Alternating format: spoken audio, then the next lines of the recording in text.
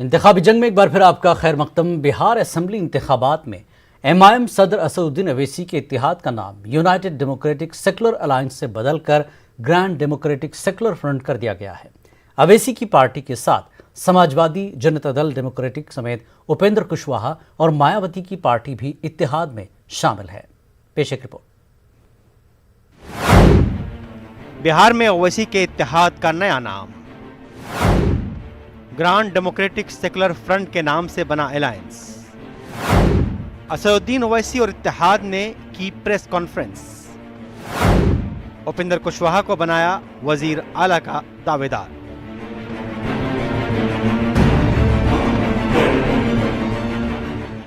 बिहार में MIM सदर असदुद्दीन ओवैसी के इत्तेहाद का नाम यूनाइटेड डेमोक्रेटिक सेकुलर अलायंस से बदलकर ग्रांड डेमोक्रेटिक सेकुलर फ्रंट कर दिया गया है। ओवैसी के साथ इत्तेहाद में समाजवादी जनता दल डेमोक्रेटिक, उपेंद्र कुशवाहा की RLSP, PSP, Bharatiya Samaj party और जनतांत्रिक पार्टी शामिल हैं। साथ ही पटना में असदुद्दीन ओवैसी ने ऐलान किया कि अगर इस मर्तबा बिहार के अवाम ने ग्रांड डेमोक्रेटिक सेकुलर फ्रंट को कामयाब किया तो उपेंद्र कुशवाहा वजीर आला होंगे। हमारी पार्टी के लिए भी ये बड़ी खुशी की बात है कि हम इस 6 पार्टी अलायंस का हिस्सा हैं और जैसा कि अभी इस बात का भी अनाउंसमेंट और ऐलान किया गया कि जनाब कुशवाहा साहब इस समीकरण के इस अलायंस के चीफ मिनिस्टर कैंडिडेट रहेंगे और हम अपनी तरफ से अपनी पार्टी के हमारे जो जिम्मेदार हैं वो पूरी कोशिश करेंगे कि इस अलायंस के जहाँ जहाँ कैंडिडेट्स खड़े रहेंगे हम उसके लिए मेहनत करेंगे। हम बिहार की जनता से भी एक दर्दमंदाना अपील करेंगे कि वो हमको अपने आशीर्वाद से, अपनी दुआओं से, अपनी मोहब्बत से और अपने वोटों से नवाज कर बिहार में एक ऑल्टरनेट पॉलिटिक्स को प्रमोट करें। प्रेस कॉन्फ्रेंस में दीगर पार्टियों को भी निशाना बनाया गया है। इस मौके पर RLSP लीडर उपेंद्र कुशवाहा ने नीतीश कुमार पर जमकर हमला बोला। मैं उनसे कहना चाहता हूं कि तुम जितना बांटोगे उतना ही हम जुटेंगे, करीब होंगे। एक बड़ा बिहार के नौजवानों को रोजगार तब भी नहीं मिल रहा था, बिहार में गरीबी तब भी थी, बिहार में अशिक्षा तब भी थी, बिहार चारों तरफ से परेशान उस वक्त भी था, किसानों को उनका उचित हक तब भी नहीं मिल रहा था। नीतीश कुमार जी, आपने वादा किया था कि हम सत्ता में आएंगे तो बिहार को आगे बढ़ाएंगे और आपने यह भी लगातार उस वक्त कहा था कि 15 साल उनको दिया, 5 साल हमको दीजिए। बिहार की जनता की कृपा हुई, उनको 15 साल तो मिला ही था, आपको भी 15 साल मिल गया। इन 15 वर्षों में बिहार और पीछे गया है। हम नहीं कहते, भारत सरकार के अंतर्गत काम करने वाला नीति आयोग और अन्य संगठनों ने बार बार इस बात को कहा है कि बिहार लगातार पीछे है और पीछे जा रहा है। ओवैसी के इत्तेहाद के सिलसिले में और बिलखुसूस असदुद्दीन ओवैसी के बारे में अपोजिशन का इल्जाम है कि ओवैसी बिहार में मुसलमानों के वोट को तकसीम करने का काम करेंगे। ताहम रियासत में MIM की बढ़ती मकबूलियत से भी ओवैसी की मुखालिफिन परेशान हैं। Bureau report, news 18 Urdu. Bihar assembly इंतखाबात में JDU ने अपने कोटे के 115 उम्मीदवारों के नाम का ऐलान कर दिया है। JDU ने तकरीबन 10% सीट मुसलमानों को दी है। इस तरह JDU ने 11 मुस्लिम उम्मीदवारों को इंतखाबी मैदान में उतारा है। देखिए रिपोर्ट। JDU ने 115 उम्मीदवारों के नाम का किया ऐलान। 11 मुस्लिम उम्मीदवारों को मिला JDU का ticket.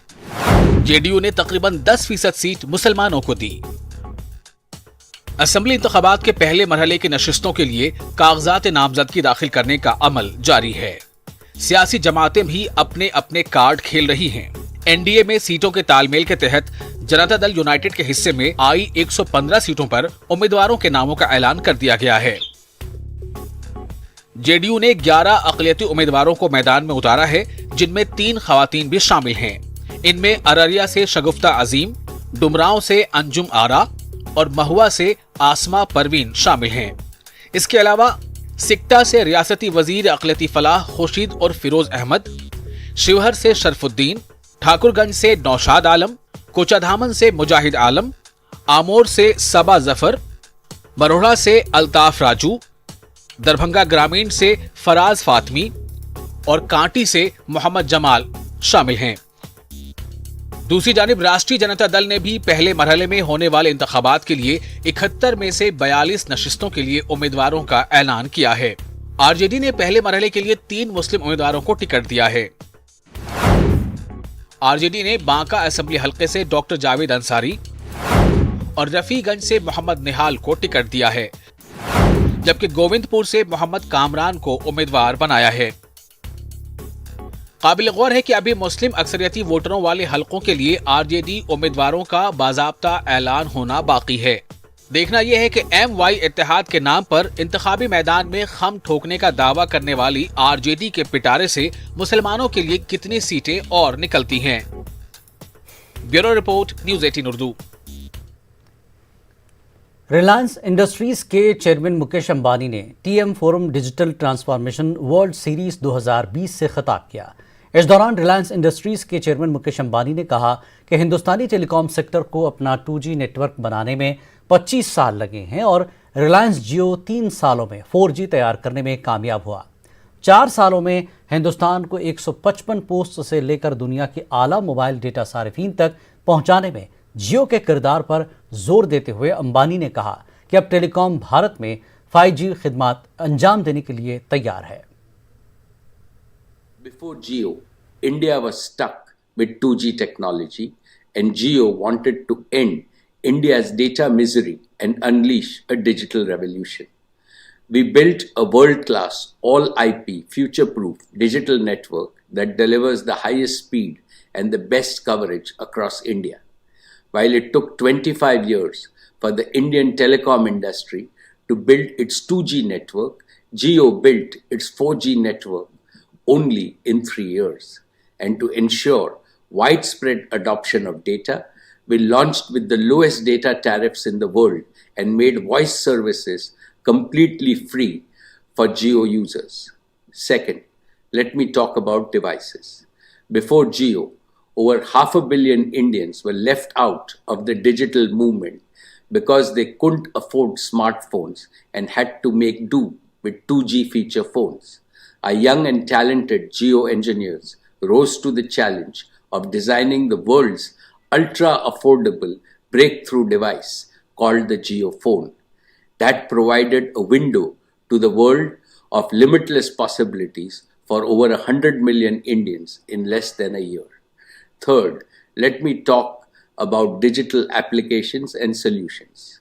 Right from day one, Jio offered a bouquet of mobile applications and solutions that offered our customers rich content spanning live TV, movies, music, news, magazines, in addition to other applications that addressed collaboration, financial services, payments, and so on.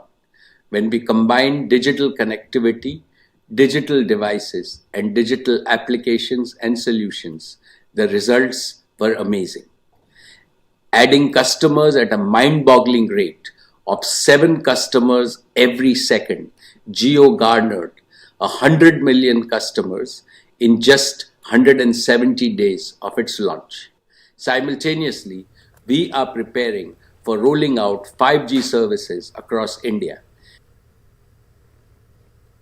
इस bulletin में फिलहाल इतना ही। मज़ीद ताज़ा खबरों के लिए आप हमारी वेबसाइट पर लॉगिन कर सकते हैं news18urdu.com पर। आदाब।